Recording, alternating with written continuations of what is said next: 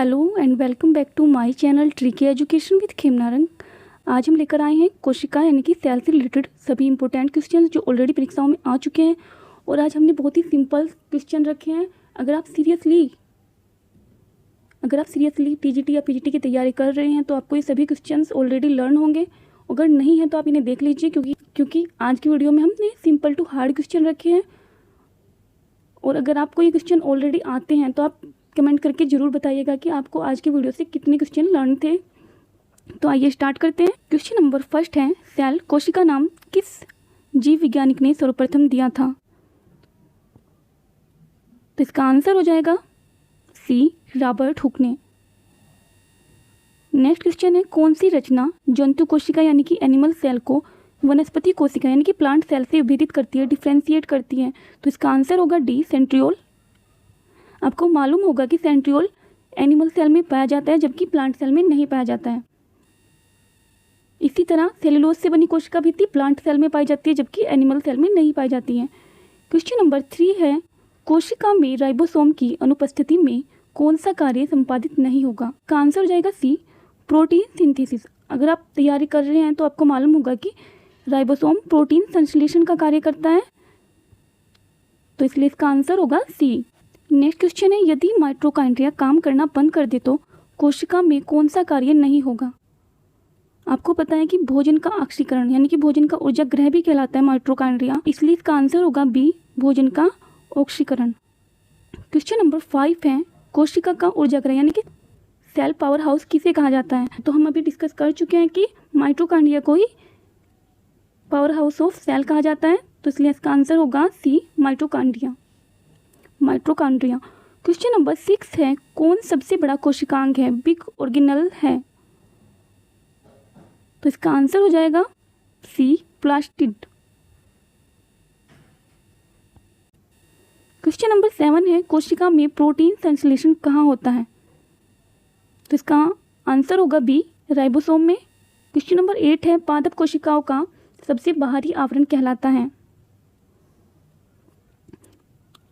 इसका आंसर होगा B, cell wall यानी कि कोशिका भित्ति। क्वेश्चन नंबर 9 है, कोशिका सेल को एक निश्चित रूप प्रदान करती है? तो इसका आंसर होगा बी, कोशिका भित्ति यानी कि सेल वॉल। क्वेश्चन नंबर 10 है, कौन सा कोशिकांग केवल पादप कोशिका में ही पाया जाता है? तो इसका आंसर होगा कोशिका भित्ति। क्वेश्चन नंबर 11 है, कोशिकीय श्वसन यानी कि सेलुलर रेस्पिरेशन का सक्रिय स्थल है?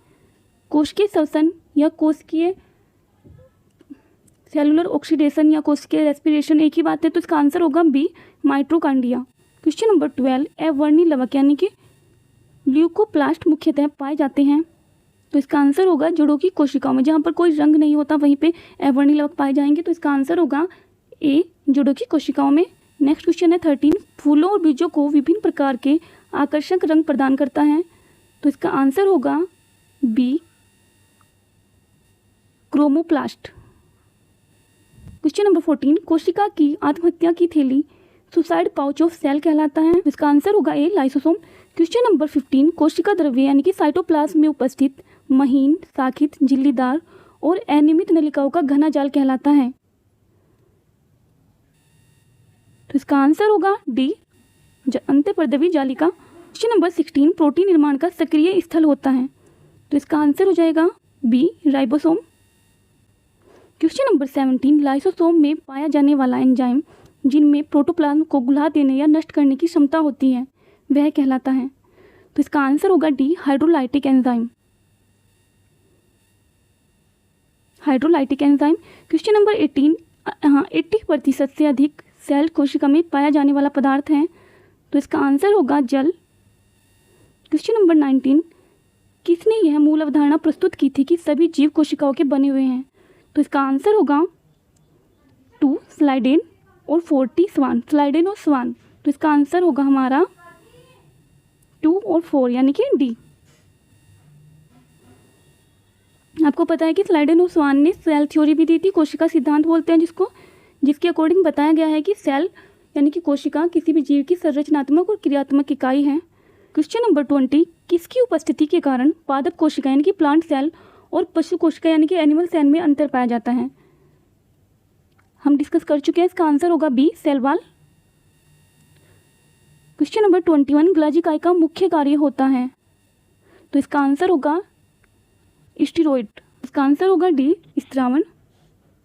क्वेश्चन नंबर 22, कौन सा कोशिकांग यानी कि सेल ऑर्गन्स डीएनए यानी कि डीऑक्सीराइबोन्यूक्लिक एसिड रखता है, तो इसका आंसर होगा डी सेंट्रियोल। क्वेश्चन नंबर 23, कौन सा कोशिकांग प्रोटीन संश्लेषण में मुख्य भूमिका निभाता है, तो इसका आंसर होगा बी एंडोप्लाज्मिक रेटिकुलम एवं ribosome. Question number 24, programmed cell death यानी कि पीसीडी का कोशिकीय एवं आणविक नियंत्रण क्या कहलाता है, तो इसका आंसर होगा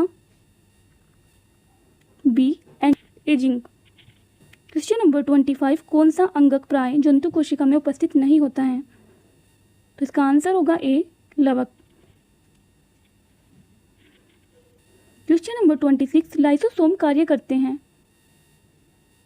तो इसका आंसर होगा सी अंत्यकोशिकीय पाचन का, इंटरसेलुलर डाइजेशन का। क्वेश्चन नंबर 27, कोशिका भित्ति होती है, तो इसका आंसर होगा ए पारगम्य। क्वेश्चन नंबर 28, माइटोकॉन्ड्रिया का भीतरी वलय कहलाता है, तो इसका आंसर होगा ए क्रिस्टी। क्वेश्चन नंबर 29, माइटोकॉन्ड्रिया किस में अनुपस्थित होता है, तो इसका आंसर हो जाएगा जीवाणु।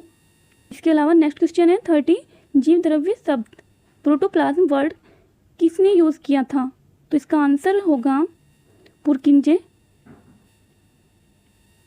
क्वेश्चन नंबर 31, जीव द्रव्य यानी कि प्रोटोप्लाज्म जीवन का भौतिक आधार है, यह किसने कहा था, तो इसका आंसर होगा सी हेक्सले। क्वेश्चन नंबर 32, डीएनए के डबल हेलिक्स मॉडल यानी कि डीएनए सीक्वेंसिंग को पहली बार किसने प्रस्तावित किया था, तो इसका आंसर होगा ए वाटसन तथा क्रिक ने। क्वेश्चन नंबर 33, न्यूक्लियस की खोज सर्वप्रथम किसने की थी, तो इसका आंसर होगा डी ब्राउन ने। क्वेश्चन नंबर 34, कोशिका की क्रियात्मक गतिविधि यानी कि सेल एक्टिविटी नियंत्रित होती है, तो इसका आंसर होगा डी केंद्रक द्वारा। क्वेश्चन नंबर 35, गुणसूत्र शब्द सर्वप्रथम किसने प्रयोग किया था, तो इसका आंसर होगा बी वाल्डेयर। क्वेश्चन नंबर 36, अंतःपरद्रव्य जालक यानी कि एंडोप्लाज्मिक रेटिकुलम की खोज किसने की थी, तो इसका आंसर होगा बी पोर्टर ने। क्वेश्चन नंबर 37, इलेक्ट्रॉन सूक्ष्मदर्शी यानी कि डिस्कवरी ऑफ इलेक्ट्रॉन माइक्रोस्कोप की खोज सर्वप्रथम किसने की थी, तो इसका आंसर होगा ए नाल एवं रस्का ने। क्वेश्चन नंबर 38, वास्तविक केंद्रक यानी कि रियल न्यूक्लियस किस में उपस्थित होता है, तो इसका आंसर है ए जीवाणुओं में यानी कि बैक्टीरिया में। क्वेश्चन नंबर 39, सर्वाधिक संख्या में गुणसूत्र किस में पाया जाता है, तो इसका आंसर है डी ओफियोग्लासिस में। क्वेश्चन नंबर 40, कोशिका का जीवित अंश यानी कि जीव द्रव्य कहलाता है, कोशिका का जीवित अंश जीव द्रव्य कहलाता है, यह किससे बना होता है, इसका आंसर होगा डी कोशिका द्रव्य, केंद्रक द्रव्य एवं अन्य कोशिकांग से। क्वेश्चन नंबर 41, कोशिकीय व आणविक जीव विज्ञान केंद्र कहाँ स्थित है, तो इसका आंसर होगा डी हैदराबाद। क्वेश्चन नंबर 42, सबसे छोटी कोशिका स्मॉलेस्ट सेल होती है, तो इसका आंसर होगा ए माइकोप्लाज्मा। क्वेश्चन नंबर 43, कोशिका के बारे में कौन सा कथन सही नहीं है, कोशिकाओं के आकार व माप विशिष्ट कार्य से संबंध होती है, ये सही है। कुछ कोशिकाओं के आकार बदलते रहते हैं, ये भी सही है, जैसे कि अमीबा। प्रत्येक कोशिकाओं में निष्पादन की अपनी क्षमता होती है, ये भी सही है। सभी देह ऊतकों में एक ही प्रकार की कोशिकाएं विद्यमान, इसका आंसर होगा डी सभी देह ऊतकों में एक ही प्रकार की कोशिकाएं विद्यमान हैं। अगर आपको ये वीडियो अच्छी लगी है तो वीडियो को लाइक करें, चैनल को सब्सक्राइब करें और हाँ, ईमानदारी से अपने आए हुए मार्क्स कमेंट बॉक्स में लिखना ना भूलें। Thank you.